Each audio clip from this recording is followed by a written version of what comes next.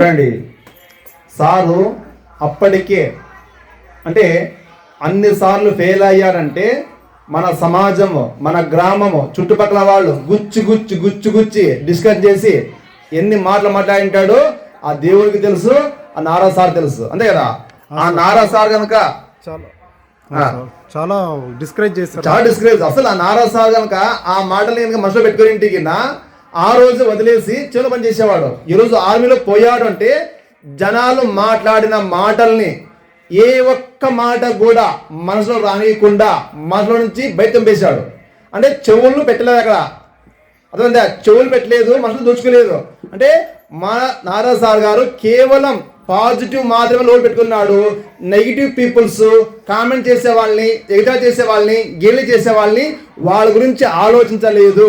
కాబట్టి ఈరోజు ఆయన ఎప్పుడైతే ఆర్మీ జాబ్ కొట్టాడో అప్పుడు నెగిటివ్ పీపుల్స్, తర్వాత కామెంట్ చేసిన వాళ్ళు అందరికి కూడా నోరు మూసే విధంగా సమాధానం చెప్పేశాడు. కేవలం సక్సెస్తోనే. కాబట్టి మీరు ఎవరైనా కామెంట్ చేస్తే వాళ్ళు తిరిగి అనొద్దండి, మీరు ఎదిగి మీరు నిరూపించండి. Thanks for watching this video. Mohan UVP అనే యూట్యూబ్ ఛానల్లో మోటివేషనల్ వీడియోస్ చేసి అప్లోడ్ చేస్తూ ఉంటాము. నేను మా నాన్న చేసే ఈ పని మంచిది అనిపిస్తే లైక్ చేయండి, షేర్ చేయండి, సబ్స్క్రైబ్ చేయండి.